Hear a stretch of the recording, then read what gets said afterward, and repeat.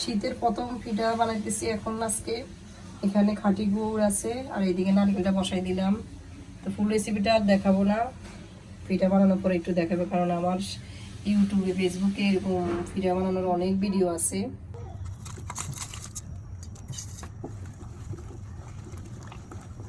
Original গুড় চিনার উপায় কি জানো? গুড়টা দেওয়ার পরে আসলে একদম সাথে সাথে কালার হইতো না, মানে ন্যাচারাল একটা হালকা হালকা কালার থাকবে।